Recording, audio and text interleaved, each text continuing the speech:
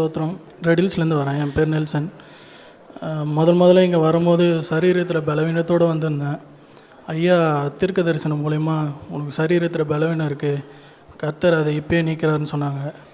அதேமாதிரி சரீரத்தில் இருக்க எல்லா பலவீனமும் நீங்கிடுச்சு. டாக்டர்கிட்ட போய் டெஸ்ட் பண்ணும்போது உங்களுக்கு எல்லா பலவீனமும் நீங்கிடுச்சுன்னு சொன்னாங்க. கர்த்தருக்கு சோத்திரம். ஜெபிச்ச ஐயாவுக்கு நன்றி. ஹல்லேலூயா. Praise the lord. இவ என்னுடைய மக. இவ அவளுடைய ஃப்ரெண்டு. அடிக்கடி வீட்டுக்கு வருவா. இந்த டைமில் அவங்க அம்மாவுக்கு திடீர்னு உடம்புல கொசு கடிச்சா எப்படி ஒரு சின்ன ஒரு தண்டு மாதிரி வருமோ அந்த மாதிரி வந்தது. இவங்க ஒரு சாதாரண ஒரு இதுதான் அப்படின்னு நினச்சி அதை விட்டுட்டாங்க. ஆனால் பார்த்தீங்கன்னா அந்த கொசு கடி மாதிரி வராது, உடம்பு முழுக்க அங்கங்கே வர ஆரம்பிச்சிது. சரி, இது ஏதோ ஒரு அலர்ஜி அப்படின்னு சொல்லி அவங்க போயிட்டு அதுக்குரிய மெடிசன்லாம் எடுத்தாங்க. ஆனால் பார்த்தீங்கன்னா அந்த மெடிசன் சாப்பிட்டு அது சரியாகலை. அதுக்கு பதிலாக அது என்ன ஆச்சுன்னா சின்ன தண்டிப்பு மாதிரி வந்தது. இந்த உள்ளங்கை சைஸ் வரைக்கும் அது பெருசாகி அது கொப்பளம் மாதிரி ஆகி அது வெடித்து அதில் பிளட்டும் தண்ணியும் வர ஆரம்பிச்சிது. உடம்புலாம் ஒரே எரிச்சல். எல்லாம் ஒரு எப்படி சொல்கிறது, எங்கேயுமே வெளியிலையும் போக முடியாது. அவங்க வீட்டுக்குள்ளேயே அப்படியே முடங்கியே இருந்துட்டாங்க. சரி, அதுக்கும் போய் திருப்பி என் டாக்டர்கிட்ட போய் ட்ரீட்மெண்ட் எடுத்தாங்க. என்ன இப்படி இருக்கு அப்படின்னு. சரி, இது கொஞ்சம் ஹெவியாக மெடிசன் கொடுத்தாங்க. மெடிசன் கொடுத்து அது சரியாயிடுச்சு. ஆனால் பார்த்தீங்கன்னா திருப்பியும் வேறு ஒரு இடத்துல வர ஆரம்பிச்சிது. ஆனால் டாக்டர் என்ன சொல்லிட்டாருன்னா, எங்களுக்கு இது ஒன்றுமே புரியலை, இது எப்படி இது உங்களுக்கு வந்தது, இது ஃபாரினில் தான் இந்த மாதிரி நாங்கள் பார்த்துருக்குறோம், இதுக்கு கடைசியாக ஒரு ட்ரீட்மெண்ட் இருக்குது.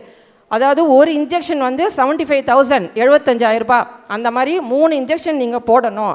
அதுதான் இதுக்கு லாஸ்ட் மெடிசன். அதுக்கு மேலே எங்களால் ஒன்றும் பண்ண முடியாது அப்படின்னு சொல்லி அனுப்பிச்சிட்டாங்க. இந்த பிள்ளை அழாத குறையாக எங்ககிட்ட சொல்லிகிட்டு இருந்தா. அப்போ நான் சொன்னேன், நீ அழாதம்மா, இங்கே அடைக்கல பட்டணத்துக்கு நான் அழைச்சிட்டு போகிறேன், நீ அங்கே ஜெபம் பண்ணு, உனக்கு ஆண்டவர் எல்லாவற்றையும் சரிப்படுத்துவார் அப்படின்னு சொல்லி நான் இங்கே அழைச்சிட்டு வந்தேன். அழைச்சிட்டு பிரதர்கிட்ட அவளே போய் எல்லாத்தையும் சொன்னான். அவங்க அம்மாவுடைய இதெல்லாம் எல்லாவற்றையும் பிரதர்கிட்ட அவளே சொன்ன உடனே பிரதர் ஜெபிக்க ஆரம்பித்தார்.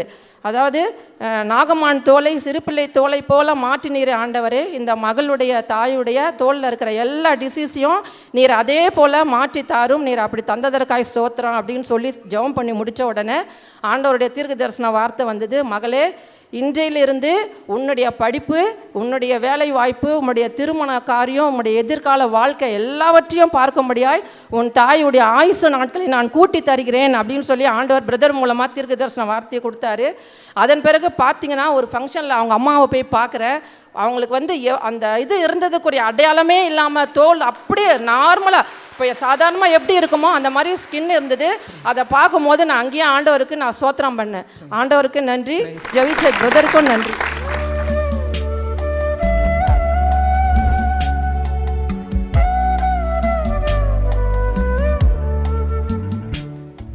கிறிஸ்துவுக்குள் மிகவும் பிரியமான எனதர்மை சகோதர சகோதரிகளை, நம்மை சிருஷ்டித்தவரும் நம்மை உண்டாக்கினவரும் நம்மை ஒருபோதும் மறந்து போகாதவருமாகிய இயேசு கிறிஸ்துவின் இணையற்ற நாமத்தினாலே உங்கள் எல்லாரையும் வாழ்த்தி ஆசீர்வதிக்கிறேன். அல்லேலூயா. இந்த நாளிலும் ஆண்டவருடைய பாதப்படியிலே அமர்ந்து என் பிள்ளைகளுக்கு நீர் என்ன மங்கள வார்த்தை சொல்லுகிறேன், என்ன வார்த்தை சொல்லி என் பிள்ளைகளை ஆசீர்வதிக்க பரலோகம் சித்தம் வைத்திருக்கிறது. தேவ சமூகத்திலே நான் ஜெபத்திலே தரித்திருந்த பொழுது கர்த்தர் இன்றைக்கு நம்மை ஆசீர்வதிப்பதற்காக நமக்கு கொடுத்த மங்கள வார்த்தை லூக்கா எழுதின சுவிசேஷம் 4ஆம் அதிகாரம் 22வது வசனம். எல்லாரும் அவருக்கு நற்சாட்சி கொடுத்து அவருடைய வாயிலிருந்து புறப்பட்ட கிருபையுள்ள வார்த்தைகளை குறித்து ஆச்சரியப்பட்டு இவன் யோசேப்பின் குமாரன் அல்லவா என்றார்கள். இரண்டாவது பிலாத்துனுடைய மனைவி சொல்லி அனுப்புறா, அவர் ஒரு நீதிமான். இயேசு கிறிஸ்துவை கொலைக்கு ஒப்பு கொடுக்கிறவனுடைய மனைவி கொலைக்கு ஒப்பு கொடுக்கிற அந்த பிலாத்துவிடத்தில் சொல்லி அனுப்புகிறார். வாசிக்கலாம் மத்தேயு 27:19. அவன் நியாயாசனத்தில் உட்கார்ந்திருக்கையில் அவனுடைய மனைவி அவனிடத்தில் ஆள் அனுப்பி நீர் அந்த நீதிமானை ஒன்றும் செய்ய வேண்டாம், அவர் நிமித்தம் இன்றைக்கு சொப்பனத்தில் வெகு பாடுபட்டேன் என்று சொல்ல சொன்னாராம். யார் இந்த பிலாத்து பார்த்தீங்கன்னா இந்த ரோமர் அரசாங்கம் இந்த யூதேயா தேசத்திற்கு கவர்னராக நியமித்தது தான் இந்த பிலாத்து. சரியா? அப்படின்னா இயேசு கிறிஸ்துவை விடுதலை பண்ணுறதுக்கும் அவர் அதிகாரம் இருக்குது, இயேசு கிறிஸ்துவை கொலை செய்ய ஒப்பு கொடுக்கிறதுக்கும் அதிகாரம் இருக்குது. அப்படிப்பட்ட ஒரு அதிகாரம் பெற்ற பிலாத்துனுடைய மனைவி, கவர்னருடைய மனைவி ராத்திரி ஒரு சொப்பனம் பார்க்குறா. இயேசு கிறிஸ்து ஒரு நீதிமான், குற்றமில்லாத இரத்தத்துக்கு அவன் பங்காளி ஆகாதபடிக்கு உன் புருஷனை போய் எச்சரின்னு ஆண்டவர் இவளிடத்தில் சொல்லி அவள் சொல்கிறா. இவன் நியாயாசனத்தில் உட்கார்ந்திருக்கும் போது, பிலாத்து அந்த கவர்னர் நியாயாசனத்தில் உட்கார்ந்துருக்கிறாரு, குற்றவாளியாக இயேசு நிற்கிறார். ரைட் டைமில் சொல்லி அனுப்புகிறான். நம்ம பாஷையில் சொன்னால் ஸ்லிப்பு கொடுத்து அனுப்புவா. என்ன ஸ்லிப்பு கொடுத்து அனுப்புகிறா? மனைவி கொடுத்து அனுப்புகிறா, உடனே கொண்டு வந்து கொடுக்குறாங்க. அது ஒரு பார்க்குறாரு. என்ன சொல்லியிருக்குன்னா, இந்த நீதிமான் விஷயத்தில் நீங்கள் ரொம்ப கவனமாக இருக்கணும். இந்த நீதிமானை நீங்கள் ஒன்றும் செய்யக்கூடாது, அவருக்கு எந்த தீங்கு நீங்கள் செய்திடாதீங்க, ஜாக்கிரதை. காரணம், இவர் நிமித்தம் நேற்று ராத்திரி எல்லாம் நான் சொப்பனத்தில் வெகு பாடுபட்டேன் என்று சொல்லுகிறாள். என் அன்பு சகோதரனை சகோதரி, யோசித்து பாருங்க. இயேசுவை கொலைக்கு ஒப்பு கொடுக்க வேண்டியவனுடைய மனைவி சொல்றா, இவர் ஒரு நீதிமான். அவள் ஒரு புறவனத்தில் இருக்கிறவள். அவள் சொல்லுகிறாள், அவர் புறவனத்தில் இருக்கிறவள். அவள் சொல்லுகிறாள், இயேசு கிறிஸ்து ஒரு நீதிமான். இன்றைக்கு புறவனத்தார் சொல்றாங்க, இயேசு ரொம்ப நல்லவருங்க. ஆனா ஆண்டவருடைய பிள்ளைங்க சொல்றாங்க, நான் சர்ச்சுக்கு போய் என்ன கண்டேன். வித்தியாசம்.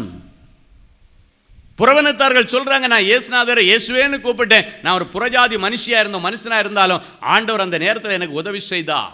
கானானிய ஸ்திரீ வந்து தன்னுடைய மகளுக்காக சொல்லுகிறார், மேஜையிலிருந்து கீழே விழுகிற அப்பத்தை நாய்கள் சாப்பிடுதே, அதுபோல உங்ககிட்ட இந்த மிச்சம் மீது கீழே விழுந்தா போதும். எவ்வளவு விசுவாசம்! அதான் சொல்றேன், இந்த கானானிய ஸ்திரீயிடத்தில் என்ன விசுவாசம் இருந்தது.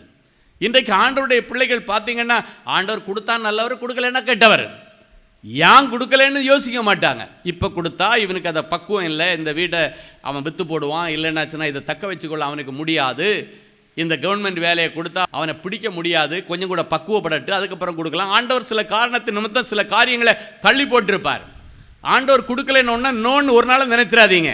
ஏற்ற வேலை வரல, வரும்போது தருவார். அப்படிப்பட்ட நம்பிக்கை உங்களுக்கு இருக்க வேண்டும். அதுக்குள்ளே நான் சர்ச்சுக்கு வரமாட்டேன், நான் படிப்பு முடித்து 3 வருஷம் ஆச்சு, எனக்கு இயேசுநாதர் வேலை கொடுத்தாரா, போமா நீ சர்ச்சுக்கு போயிட்டு வா, நான் வரமாட்டேன். போப்பா நீ போயிட்டு வா, நான் வரமாட்டேன். மக சொல்லுவா, நான் தான் 4 வாட்டி டிஎன்பிஎஸ்சி எழுதினேன், 2 வாட்டி டெட் எக்ஸாம் எழுதினேன், இயேசுநாதர் எனக்கு வேலையை கொடுத்துட்டாரா, போமா நீ இயேசுநாதரம். ஒரு நாளும் மறுதலிக்காதிருங்கள் பேதுருவை போல. அப்படின்னா கொடுத்தா மட்டும் ஆண்டவர் நல்லவர். உன் உயிரை கொடுத்துருக்காரு, அதை நினைச்சு பாரு. முதல்ல உயிர் போனா நீ வேலை செய்ய முடியாது, ஆனா உயிர் இருந்தா நீ வேலை செய்யலாம், பெரிய ஆளாகலாம். அதை யோசிக்க மாட்டேன்றாங்க. நான் சர்ச்சுக்கு வர மாட்டேன். இன்றைக்கு அப்படிப்பட்ட நிலைமையில் இருக்கிற பிள்ளைகள் எல்லாம் நீங்க இன்னைக்கு மனம் திரும்ப வேண்டும். இந்த இடத்துல பிலாத்துனுடைய மனைவி சொல்லுகிறாள், அவர் ஒரு நீதிமான். அப்ப நீதிமானுடைய பிள்ளைங்க எப்படி இருக்கணும்? நீதிமான்களா இருக்கணும். அவரை அப்பா பிதாவே என்று கூப்பிடக்கூடிய புத்திர சிவிகாரத்தின் ஆவி, அந்த அதிகாரம் ஆண்டவர் கொடுத்திருக்கிறார். அப்போ அவருடைய பிள்ளைகள் நம்ம நீதிமான்களாக தான் இருக்கணும். நம்மளை பார்த்து அவர் நீதிமான்னு சொல்லணும். சில மரண வீடுகளுக்கெல்லாம் போகும் பொழுது உறவினர்கள் என்ன கூட்டு கார்லேருந்து இறக்கி கூட்டு போவாங்க. அவங்க சொல்லுவாங்க, தங்கமான மனுஷன் ஐயா, நல்ல நீதிமான், அவரால் யாருக்கும் ஒரு கெட்டது இதுவரைக்கும் நடந்ததில்லை, அந்த புண்ணியமும் போய் சேர்ந்துட்டாரு, இவரை போய் எப்படி ஆண்டவர் எடுத்தார். சில இடங்களில் பார்த்தீங்கன்னா கர்த்தர் தமக்கு பிரியமானவர்களை தன்னிடத்தில் சேர்த்து கொள்கிறாராம். ஆண்டவருக்கு ரொம்ப பிரியமாக நீதிமான்களாக இருந்தால் கூட சில நேரங்களில் பூமியில் இருந்துட்டு என்னை துதிக்கிறதுக்கு பதிலாக என்கிட்ட பக்கத்திலே உட்காரணுன்னு ஆண்டவர் ஆசைப்படுவார்.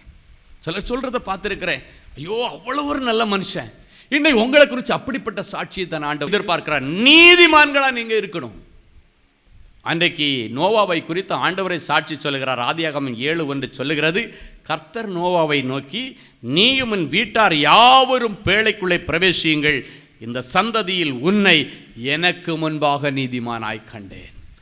இன்னைக்கு நீங்க உங்களை நீதிமான்னு சொல்லுகிறது பெருசல்ல, ஆண்டவர் உங்களை குறித்து சாட்சி சொல்லணும். சாட்சியின் வசனம், ஆண்டவருடைய வேத வார்த்தை சாட்சி சொல்லணும். ஆட்டுக்குட்டியாண்டுடைய இரத்தத்தினாலும் சத்திய வசனத்தினாலும் நீங்கள் சாட்சி பகர்கிறவர்களாக இருக்க வேண்டும். இன்னைக்கு ஆண்டவர் உங்கள் ஒவ்வொருவரையும் பார்த்து கேட்குறாரு, இன்னைக்கு ஆண்டவருடைய வருகை வந்தா நீங்கள் பரலோகத்துக்கு போக முடியுமா? ஒரு நிமிஷம் யோசித்து பாருங்கள். இன்னைக்கு ராத்திரி ஆண்டவருடைய வருகை வந்துருச்சுன்னு வச்சிங்க, நம்ம பரலோகத்துக்கு போக முடியுமா? இன்றைக்கி பரலோகத்துக்கு எப்போ அழைப்பு வந்தாலும் போகிறதுக்கு ரெடியாக இருக்கணும். ரகசிய வருகையின் போது நீங்கள் எடுத்துக்கொள்ளப்படுவதற்கு ஒருவேளை ரகசிய வருகை தாமதிக்கலாம். ஆனால் நம் ஒவ்வொருவரை குறித்து ஒரு தனிப்பட்ட வருகை என்று ஒன்று இருக்கிறது. ரகசிய வருகை லேட் ஆகுது நீங்கள் நினைக்கலாம். ஆனால் ஒரு நாள் எந்த நிமிஷம் யாருக்கு மரணம் சம்பவிக்கும், எந்த விதத்திலே வரும், எந்த ரூபத்திலே வரும் யாருக்கும் தெரியாது. ஆனால் எப்போ கண்ணை மூடினாலும் நீங்கள் கண்ணு திறக்கிறது பரலோகத்தில் இருக்கணும். அப்படின்னா நோவாவை போல இருக்கணும். நோவாவை குறித்து ஆண்டவர் சொல்கிறார், இந்த சந்ததியிலே உன்னை எனக்கு முன்பாக நீதிமானாய் கண்டேன், எனவே நீயும் உன் பிள்ளைகளும் உன் குடும்பமும் பேழைக்குள்ளே பிரவேசியுங்கள். இன்றைக்கு ஆண்டவர் உங்களுக்கு ஒரு விசேஷித்த பாதுகாப்பை கொடுக்க விரும்புகிறார். அழிவின் தூதனுடைய கரத்தில் உன்னை பாதுகாக்க விரும்புகிறார். அதற்கு இன்றைக்கு நீங்கள் ஒவ்வொருவரும் நீதிமான்களாக மாறணும்னு எதிர்பார்க்கிறார்.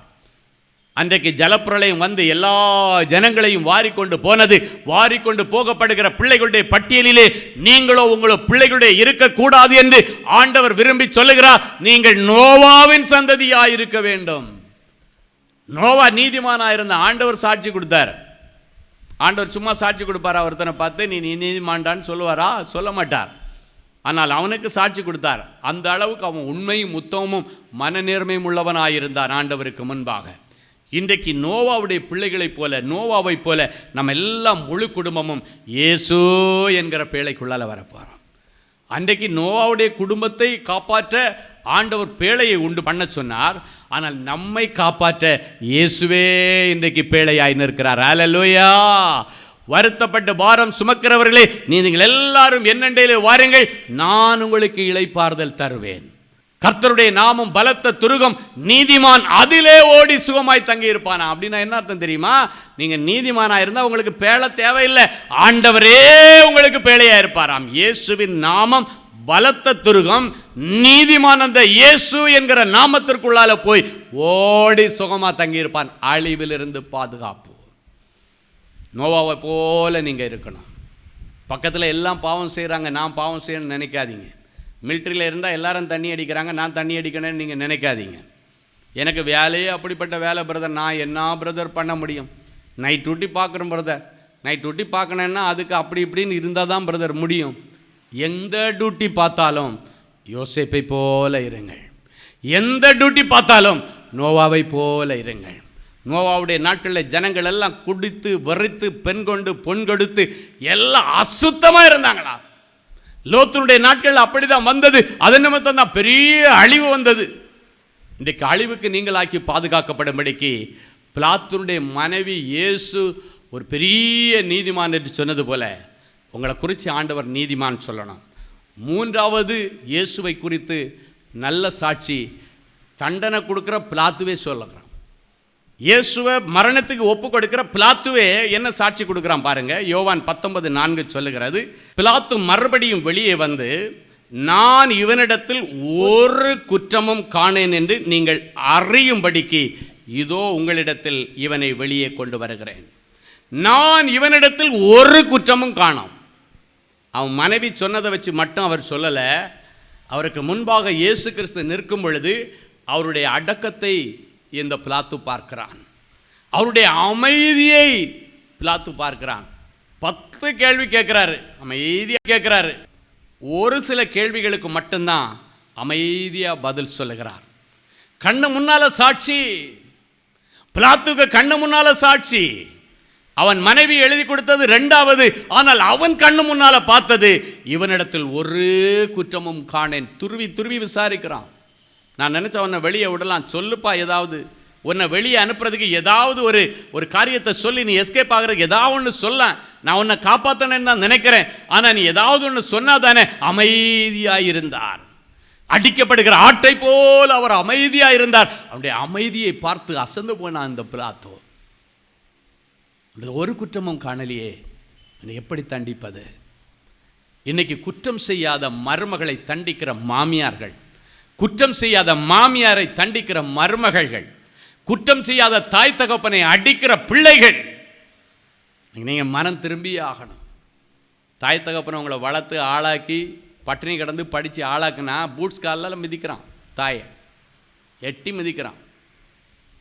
தகப்பன் கஷ்டப்பட்டு உழைச்சி விவசாயியாக இருந்து சரியாக ட்ரெஸ்ஸு கூட போட முடியாமல் ஒரு சின்ன பனியன் துண்டை போட்டுட்டு ஒரு லுங்கியை கட்டிட்டு அலைஞ்சு எடுத்து இவனுக்கு கோட்டை சூட்டை வாங்கி போட்டால் அந்த தகப்பனை கேட்குற கேள்வியை பார்க்கணுமே.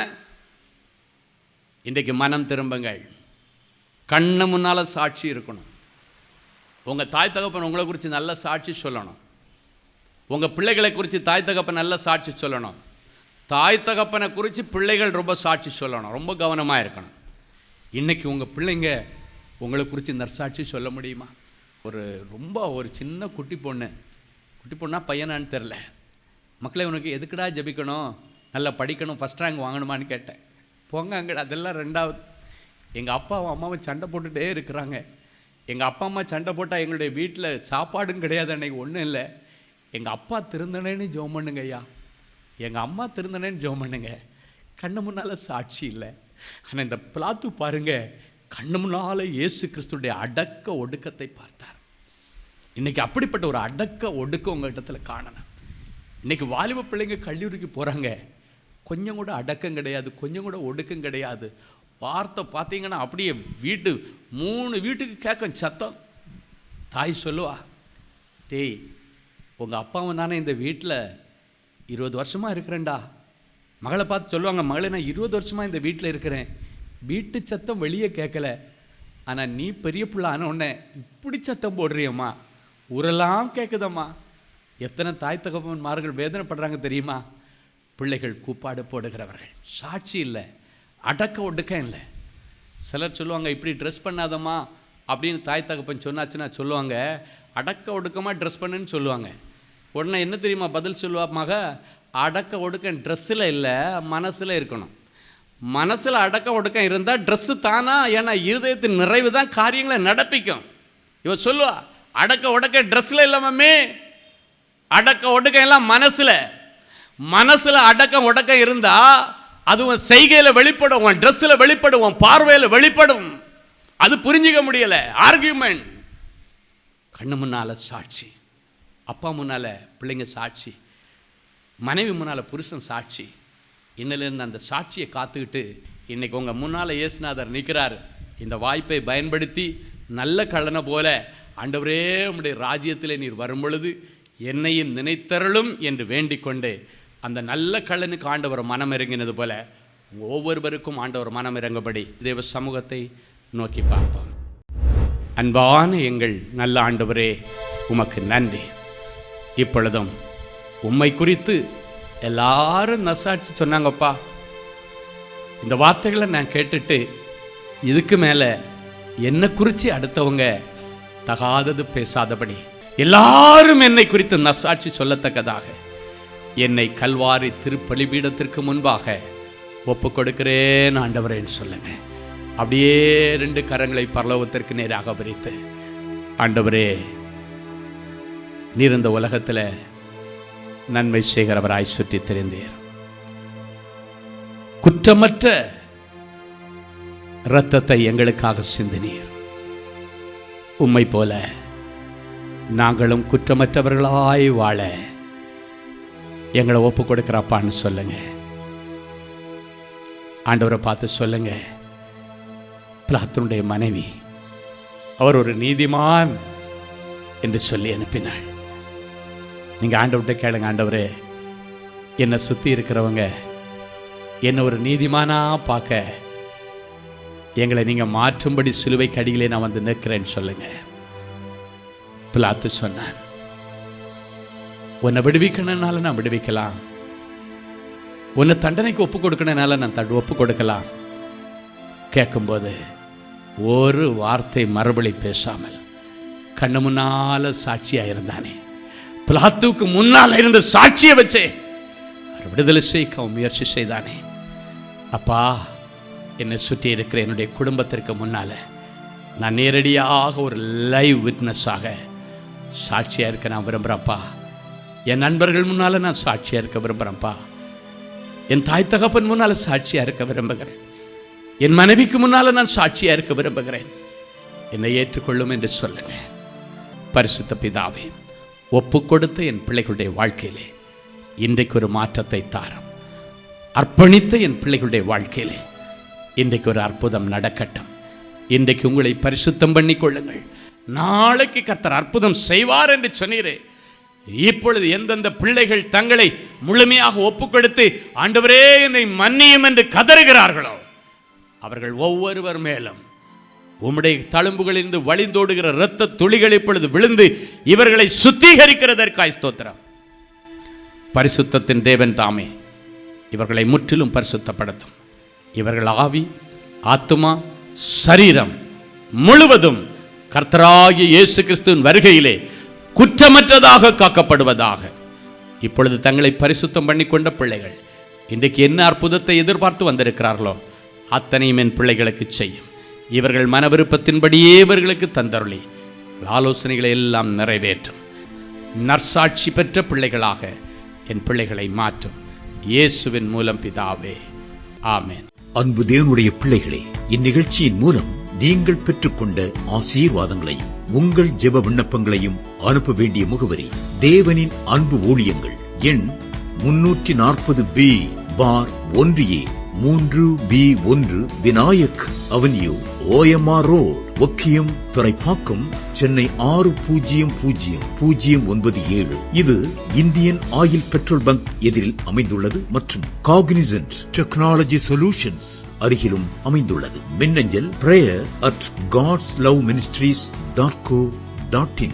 எங்களது இணையதளம் www.godsloveministries.co.in. மேலும் 24 மணி நேர ஜெப உதவிக்கு 04454547999 மற்றும் 9941950999 என்ற எண்களுக்கு தொடர்பு கொள்ளுங்கள். கர்த்தர் தாமே உங்களை ஆசீர்வதிப்பாராக.